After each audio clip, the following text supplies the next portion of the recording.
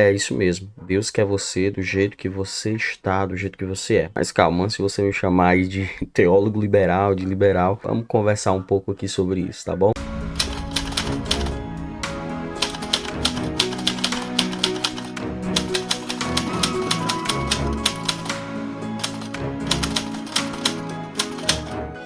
Eu tava esses dias conversando com um amigo e ele me fala uma coisa que me fez refletir, porque não é a primeira vez que eu escuto, eu percebo que tá na mente de algumas pessoas. Ele tava desviado, né, dos caminhos do Senhor, não tava mais indo para a igreja, não tava mais ligando para a vontade de Deus, para os princípios de Deus, enfim, desviado como nós conhecemos.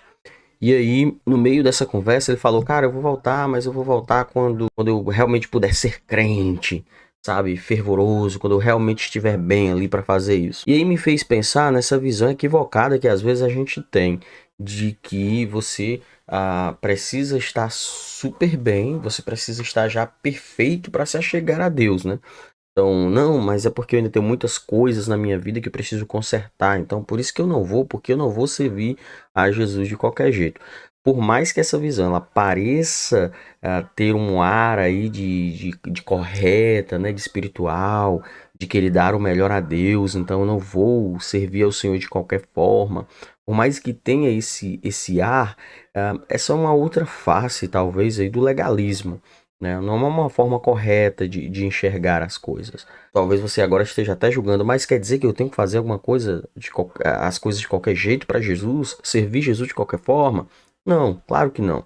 A questão não é essa. Mas vamos pegar aqui, por exemplo, o caso da mulher pega no ato de adultério como um exemplo. Na verdade, para simplificar o que eu tô querendo dizer, essa história vai ser um simbolismo. Ela não chega até Jesus com todos os seus problemas morais resolvidos, né? Ela não chega até Jesus vivendo em santidade. Ela chega até Jesus, chega no ato de adultério, no pecado.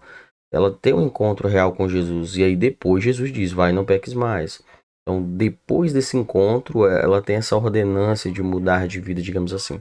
Mas essa mudança ela é feita através do Espírito Santo, né? Através de Jesus. Então, se você for olhar toda a trajetória de Cristo, ninguém chegou até Jesus com essas boas ações, né? Assim, tipo, vivendo em santidade realmente. E aí, a partir de então, chega-se até Jesus. Até porque, sem ele, como disse Tiago, né, na sua carta, ali no capítulo 1, sem Jesus, toda boa dádiva vem do alto, né? Então, sem ele, nós não podemos fazer. O próprio Jesus disse isso: sem mim, nada vocês podem fazer. Então, é o Espírito Santo que nos convence do pecado e do juízo. Então, nós não precisamos chegar a uma estatura perfeita para depois chegar até Deus. Até porque, como eu falei, isso é uma visão, uma outra face do legalismo. Porque você está colocando essa ação de se chegar até Deus na sua própria força, né? Ou seja, eu vou me chegar até Deus quando eu estiver bem. E não é isso. Não é essa a vontade de Deus. Venha, venha como está.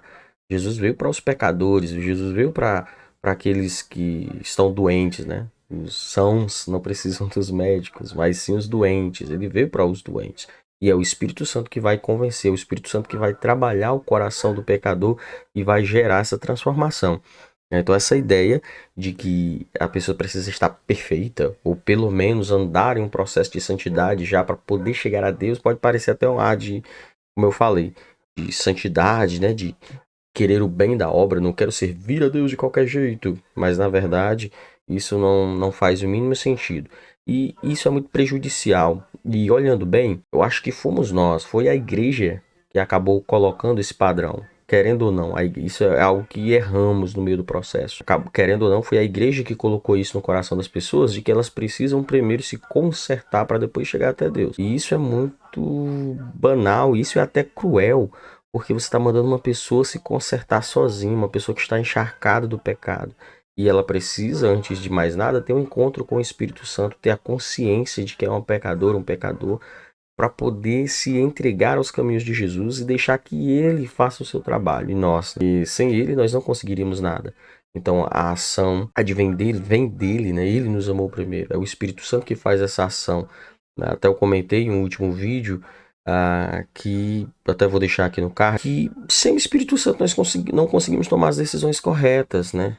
Até coloquei a própria visão do apóstolo Paulo, né? Quando Paulo coloca ali, quando ele faz eco às palavras do salmista, de que estávamos mortos nos nossos delitos e pecados, quando nós estávamos nesse estado de realmente mortos espiritualmente, ele usa essa expressão mortos, ele está colocando ali de forma clara a nossa incapacidade de fazer alguma coisa para chegar até Deus. Que as nossas melhores ações são como trapos de imundícies. As nossas ações não são capazes de nos justificar ou de fazer a gente chegar, porque às vezes a ideia é meio de que um semi-pelagianismo, tá? Para você entender, Pelágio foi um cara que disse, olha, nós vamos fazer ali para chegar diante de Deus. O semi-pelagianismo é aquele que vai dizer, olha, é meia verdade, a gente faz a metade e Deus faz a outra metade. E na verdade é o que a Bíblia diz, é que nós estávamos mortos. E o morto não pode fazer nada. O morto não pode fazer nada porque ele está morto de verdade. Então o Espírito Santo que dá vida. Essa ação primeira vem dele. E aí depois que esse Espírito Santo dá essa vida, ele não só é aquele que é o autor da fé, mas ele é o consumador da fé. Não é só aquele que cria, mas ele é o mantenedor e é aquele que concluirá o seu serviço.